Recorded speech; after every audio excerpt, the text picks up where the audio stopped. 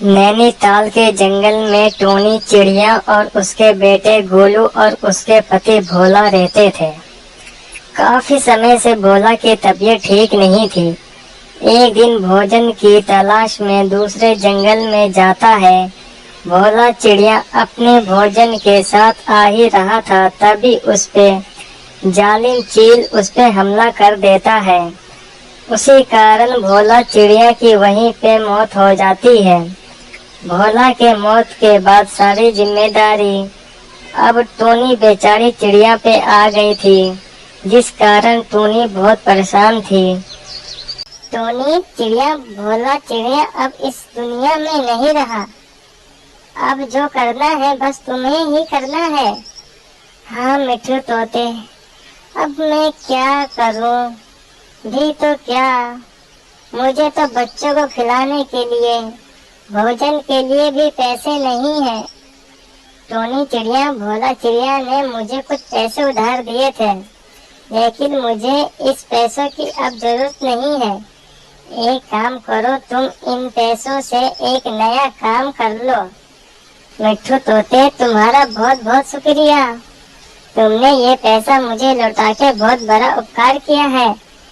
मैं कल से कोई ना कोई काम शुरू करूंगी। अच्छा टोनी चिड़िया, अब मैं चलता हूँ। अब मुझे अपने दुकान को जाना है।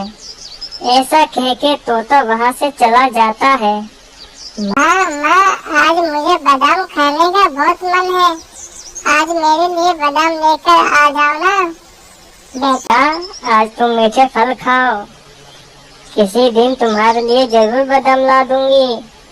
नहीं माँ, मुझे आज बादाम खाने हैं, आज खाने हैं। अच्छा ठीक है गोलू, अब उछलना बंद करो। मैं तुम्हारे लिए अभी बादाम लेकर आती हूँ। टोनी चिड़िया बादाम खरीदने के लिए दूसरे जंगल में चली जाती है। बाप रे, आज से कितने दूर आ गई। काश हमारे जंगल में भी बादाम का व्यापार करता। तभी टोनी चिड़िया के दिमाग में एक उपाय आता है। हमारे जंगल में तो कोई भी बादाम नहीं बेचता।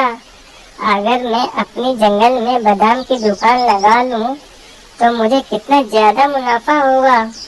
बहुत देर के बाद टोनी चिड़िया बादाम लेकर अपने घर को आती है। बोलो बेटा, देखो कितना सारा बादाम तुम्हारे लिए लेकर आई हूँ। कुछ बादाम को मैं जमीन में बो दूंगी, जिससे कुछ बादाम निकल आए।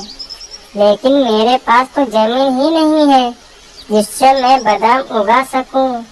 अगले दिन टोनी चिड़िया सोनार उल्लू सेठ के पास जाता है। आओ आओ टोनी चिड़िया, बताओ कैसे आना हुआ आज यहाँ पर? उल्लू सेठ, मुझे पैसे की जरूरत है। आप ऐसा काम करो, मेरा ये जेवर रख लो और इनके बदले मुझे कुछ पैसे दे दो। हाँ टोनी चिड़िया, पैसे तो मैं दे दूंगा, मगर ऐसा क्या काम पड़ गया जो जेवर बेचने पर आ रहे हैं? उल्लू सेठ, मुझे बादाम की खेती करनी है, मगर मेरे पास कोई जमीन नहीं है। इन पैसों से मुझे जमीन खरीदनी है। अच्छा ये लो टोनी चिड़िया, तुम्हारे पैसे। कुछ ही दिनों में टोनी चिड़िया अपनी एक जमीन खरीद लेती है और सारे बादाम उस जमीन में बो देती है और काफी ज्यादा मेहनत करती है। आहिस्ता आहिस्ता बादाम का पेड़ बड़ा होने लगता है और उस सब बादाम के पेड़ पर बहुत सारा बादाम उग आते हैं। ये सब टोनी चिड़िया देख के बहुत खुश हो जाती है। अब मैं बादाम का काम शुरू कर सकती हूँ, जिससे मेरे हालात ठीक हो सकते हैं। बस कुछ दिनों में टोनी अपना बादाम का दुकान खोल लेती है। जंगल के पक्षी को बादाम बेचना शुरू कर देती है। बादाम ले लो, बादाम ले लो, अच्छे अच्छे बादाम ले लो, सस्ते दामों में ले लो। टोनी की आवाज सुनकर जंगल के सारे पंछी टोनी चिड़िया की दुकान पे आ जाते हैं। अरे वाह टोनी दीदी, तुमने हमारे जंगल में बादाम की दुकान खोल के बहुत अच्छा किया। अब हमें बादाम खरीदने के लिए दूसरे जंगल को भी नहीं जाना पड़ेगा। अच्छा दीदी, 1 किलो मुझे बादाम दे दो। अब टोनी चिड़िया का दुकान बहुत अच्छा चलने लगा था। धीरे धीरे करके टोनी चिड़िया का हालात भी सुधर गए थे। इस कहानी से हमें ये सीख मिलती है, मेहनत करने वालों के लिए कोई भी चीज नामुमकिन नहीं होती। अगर दोस्तों हमारी स्टोरी अच्छी लगी हो तो चैनल को सब्सक्राइब और वीडियो को लाइक जरूर कर दें।